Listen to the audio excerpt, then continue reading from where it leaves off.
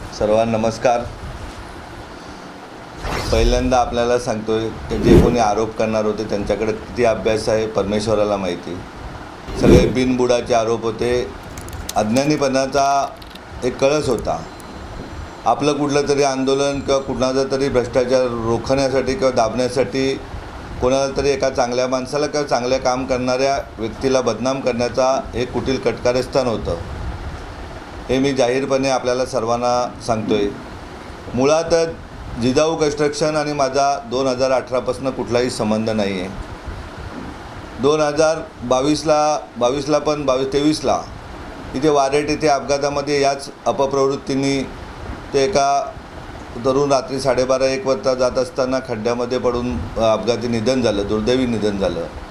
त्याबाबतही याच अशा अपप्रवृत्तीने पोलीस केस करण्याचा प्रयत्न केला होता। माझ्या भाच्यावरती पोलीस केस झाली होती त्या प्रकरणामध्ये। नंतर पोलिसांनी तपासामध्ये सदर गोष्ट चुकीची झाली, निदर्शनास आणून दिलं कोर्टाच्या आणि त्याच्यातून ते दोषमुक्त झाले।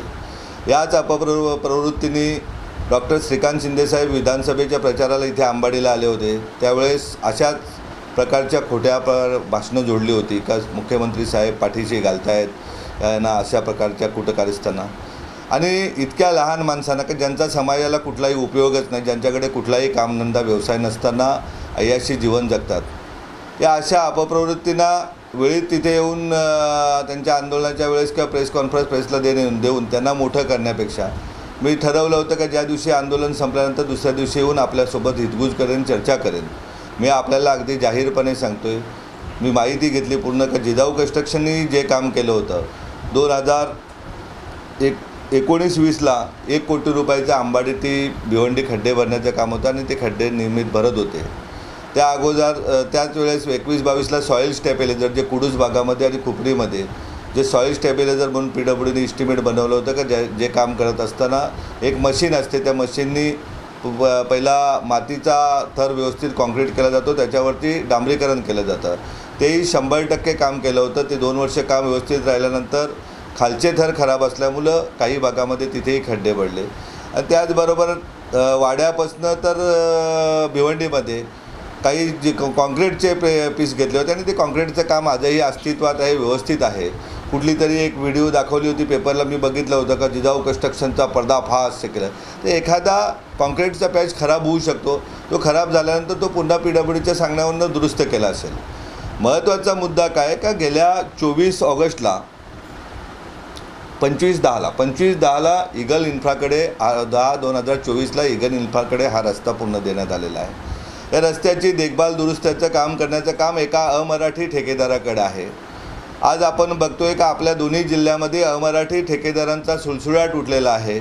आता दाखवायला गेलं तर प्रत्येकाच्या शरीराला कुठे ना कुठे डाग असतो। असं 10 लाखाचं काम करणाऱ्यामध्ये 1-2 लाख रुपये त्यांनी कमावले पाहिजेत हा उद्देश असतो। 10 कोटीच्या कामामध्ये त्यांनी 1 कोटी रुपये की 70-50-60 लाख रुपये कमावले पाहिजेत, कारण त्याच्यावरच त्याचा उदरनिर्वाह चालत असतो। परंतु स्थानिक मराठी माणसांना दाबून किंवा त्यांना दाबून अमराठी माणसांकडनं ब्लॅकमेल करून पैसे घेणे असे धंदे असलेल्या लोकांनी हा नाहक जिजाऊ कन्स्ट्रक्शन कंपनीचा नव्हे तर जिजाऊ संस्थेला बदनाम करण्यासाठी किंवा माझ्यासारख्या एका शेतकऱ्याच्या पोराला बदनाम करण्याचा कारस्थान केलं होतं की ज्याला कुठलाही अर्थ नाही। काल परवा मला त्यामध्ये वाईट हेच वाटलं की ज्याप्रमाणे छत्रपती शिवाजी महाराजांना स्वकीयांनी त्रास दिला, शंभूराजांना त्रास दिला, जो चांगलं काम करतो त्या प्रत्येकाला त्रास दिला जातो आहे। परंतु काल परवा मला वाईट हेच वाटलं का काही लोक का एखाद्याच्या आईला 10 वर्षापूर्वी भक्तिवेदांत हॉस्पिटलमध्ये उपचार केलेला मी वाड्या तालुक्यातील एक आंबेडकर गावचा तरुण, तो दसऱ्यासारख्या शुभ दिवशी त्याचं काय कामकाज नाही, काही नाही, निरर्थकपणे एका ग्रुपला बोलत होता। त्याच नराधमाला एका केसमध्ये अगदी मुंबईचे सॉलिसिटर करून ना त्याला मी बाहेर काढलं। या गोष्टीचं मला वाईट वाटतं। या उपोषण करणे ज्याला त्याला हक्क आहे किंवा अशा अपप्रवृत्ती राहतीलच। अनेक लोक का जे उद्या छोट्या मोठ्या कामाला माझ्याकडे येत आहेत, ही लोक त्या उपोषणाला पाठिंबा द्यायला एखाद छोटी मोठी संघटना का ज्यांचा उद्या विक्रमगडसारख्या ठिकाणी पूर्ण आम्ही नेस्तनाबूत केलेले आहेत का उद्या एका सहकारी राईस मिलचा निवडणूक होती नुकत्याच 4 महिन्यापूर्वी। मी फक्त सकाळी जाऊन त्या निवडणुकीच्या कंपाऊंडमध्ये बसलो, 11च्या 11 जागा आमच्या आल्या। विक्रमगड नगरपंचायतचं बघायला गेलं तर 17च्या 17 जागा आमच्याकडे आहेत, परंतु असे मोठ्या जगती काही लोक बाहेर निघून कुठेतरी बदनाम करण्याचा प्रयत्न केला जातो आहे। या गोष्टीचं खरं तर थोडं मनाला वाईट वाटतं, माझ्यापेक्षा कार्यकर्त्यांना जास्त वाईट वाटतं। मी तर या गोष्टीकडे लक्ष देत नाही, कारण चांगलं काम करत असताना चिखल अंगावर उडवणारे असतातच। अगदी जाहीरपणे सांगतोय, मग मुरबाड शहापूर रस्ता असेल किंवा वाडा भिवंडी रस्ता असेल, अशा अनितीच्या कामाने पैसे कमावण्यापैकी आम्ही नाही तर आमचं पण दवाखाने उघडले असते ना बंद झाले असते, आम्ही एखादा उपक्रम केला असताना बंद झाला असता, आम्ही कुठनं वर्गण्या घेऊन गाड्या घेतल्या असत्या मोठमोठ्या आणि वापरल्या असत्या, परंतु हा उद्देश आमचा नाही। आम्हाला तळागाळातील कोकणच्या 5 जिल्ह्यातील शेवटच्या माणसाला, तो कुठल्या जातीचा आहे कुठल्या धर्माचा आहे ते म्हणण्यापेक्षा त्याला आरोग्य उपलब्ध करून द्यायचे आहे, तरुणांना शिक्षण उपलब्ध करून द्यायचं आहे, भगिनींना रोजगार उपलब्ध करून द्यायचा आहे। आज आपण बघायला गेला तर आपलं राज्य एका विशिष्ट परिस्थितीमध्ये अडकलं आहे। अमराठी लोक आज बघायला गेलं तर पारोल भिवंडी रस्त्याला जाऊन बघा, परप्रांतीय ठेकेदार आहे, त्याबाबत कोणी काही बोलू शकत नाही। आपण इथनं निघा तुम्ही पडघाला जा, आता भिवंडीपासनं अमराठी ठेकेदार, त्याच्याबद्दल कोण अक्षर काढत नाही। या ईगल इन्फ्राला 50 ते 55 कोटीचं काम केलं असताना 176 कोटी रुपये दिलेले आहेत सार्वजनिक बांधकाम खात्याने, अगदी लोन घेऊन दिलेले आहेत। त्या अमराठी ठेकेदाराविरुद्ध कुणी आवाज काढायला तयार नाही। जे आता काम चालू आहे गटाराचं, मी येताना रस्त्याला कॉन्क्रीट, जेवढं कॉन्क्रीटचं काम झालं आहे त्याच्या दोन्ही साईडचं पेमेंट देण्यात आलेलं आहे। आणि या गोष्टीवरती गेल्या 16 सप्टेंबरला मी तक्रार केलेली लेखी, आणि त्यामुळं कदाचित त्या ठेकेदाराकडनं काहीतरी सुपारी आली असेल आणि कुणीतरी गाजावाजा जिजाऊचा करत असेल। माझं जाहीर आवाहन आहे असं ना, आजच नाही मागच्या 20-25 वर्षात जरी जिजाऊने असं कुठलं खोटं काम केलं असेल तर आमच्या हॉस्पिटलही लवकरात लवकर बंद पडतील, आम्ही सुरू केलेल्या शाळा बंद पडतील, आम्ही सुरू केलेल्या स्पर्धा परीक्षा वाचनालयामध्ये विद्यार्थी कुठलाही यशस्वी होणार नाही, हे आपल्याला जाहीरपणे सांगतोय। अगदी दूध का दूध आणि पाणी का पाणी आमचं जाहीर आवाहन आहे। आज कोणाच्यात ताकद आहे? हे लोक मागच्या तुम्ही त्या डॉक्टर श्रीकांत शिंदे साहेब आले होते तेव्हाचे भाषण करा, तेव्हाही अशा अपप्रवृत्तीने भाषण केलं होतं। मी पुन्हा सांगतो, वारेट येथील अपघातामध्ये, अपघात हा वाईटच असतो, पण तिथेही जिजाऊला बदनाम करून पोलीस केस करण्यासाठी दबाव केलं। काल परवाचं एका संघटनेचं आंदोलन असतानाही हीच वृत्ती, त्याच्यामध्ये पोलीस स्टेशनला अधिकाऱ्यांना उलटसुलट बोलवते। म्हणजे कुठेतरी तोंडाचं जे चांगलं तोंड आहे त्याचं कुठेतरी चुकीची वाच्यता करून लोकांकडून ब्लॅकमेलिंग करून धंदे करण्याचं काम काही अपप्रवृत्ती करत होत्या।